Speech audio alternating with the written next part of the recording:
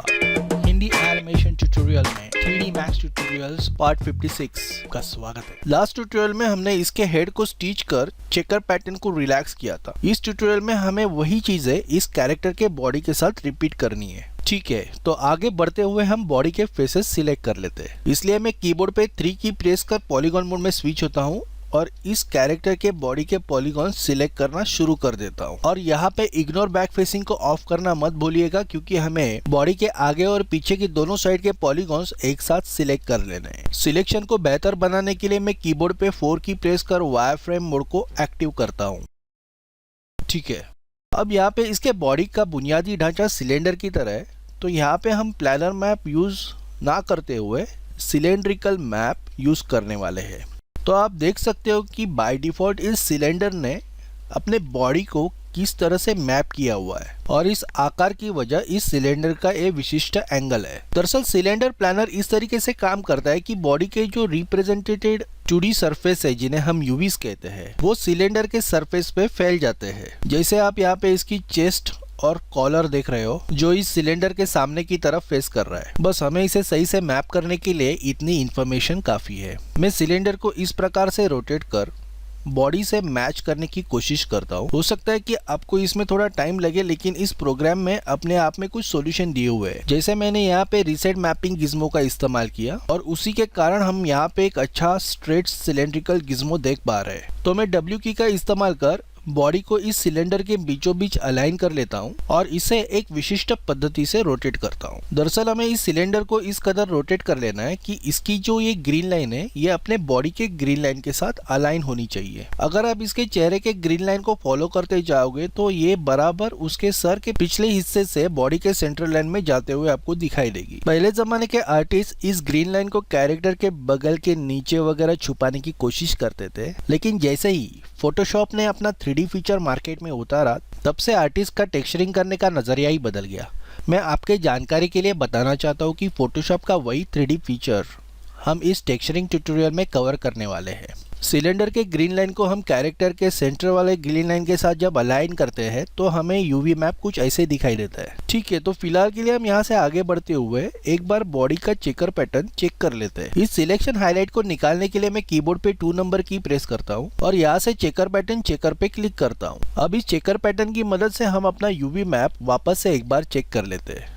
जैसे हम यहाँ पे स्पष्ट रूप से देख सकते हैं कि कुछ चेकर पैटर्न जरूरत से ज्यादा बड़े हैं और जैसे हम ऊपर की तरफ नजर डालते हैं तो कुछ चेकर पैटर्न पतले और सिंकरे हो जाते हैं, जो बिल्कुल सही नहीं है। और यही समस्या हमें बॉडी के पीछे वाले हिस्से में भी दिखाई दे रही है। तो इसके लिए हमें यहाँ पे रिलैक्स टूल का इस्तेमाल करना होगा। लेकिन यहाँ पे और एक बात पे ध्यान देना जरूरी है, वो है ये जो ग्रीन कट्स जो ऑल ओवर बॉडी पे हमें दिखाई दे रहे हैं, और इसकी मुख्य वजह है ये प्लानर। हम किसी भी प्लानर का इस्तेमाल अगर इन यूवीज के किनारे से करते हैं तो यहाँ पे ये अनफोल्ड और कट्स अपने आप क्रिएट हो जाते हैं, जिनकी हमें कतई जरूरत नहीं होती। इनका भी समाधान हम निश्चित रूप से निकालेंगे, लेकिन इससे पहले हम चेकर्स को रिलैक्स कर देखते हैं। तो मैं यहाँ पे टूल्स में से रिलैक्स ऑप्शन पे क्लिक करता हूँ। उसके बाद रिलैक्स बाय फेस एंगल को चूज कर स्टार्ट पे क्लिक कर इसे स्टॉप करना है। अब यहाँ पे ये जो ब्रोकन यूवीज दिखाई दे रहे हैं, यही हमारे कट्स है जिन्हें हमें फिक्स करना है। ठीक है, तो मैं कंट्रोल जी से इस कमांड को अंडू कर इस रिलैक्स टूल को क्लोज कर देता हूँ और कीबोर्ड पे 2 नंबर की प्रेस कर एज मोड में स्विच कर लेता हूँ। तो सबसे पहले इस यूवी को सिलेक्ट कर थोड़ा साइड में मूव कर लेते हैं ताकि हमें काम करने में आसानी हो, और फिर सिलेक्ट बाय एलिमेंट को अनचेक कर लेते हैं। अब यहाँ पे हमें ग्रीन लाइंस के ऊपर ध्यान देना है। मैं थोड़ा जूम कर लेता हूँ ताकि हमें अच्छे से ग्रीन लाइंस दिखाई दे। ये जो ग्रीन लाइंस है यही हमारे कट्स एंड फोल्ड है, जो हमें यूवीज को रिलैक्स करने के बाद टूटे हुए नजर आ रहे थे।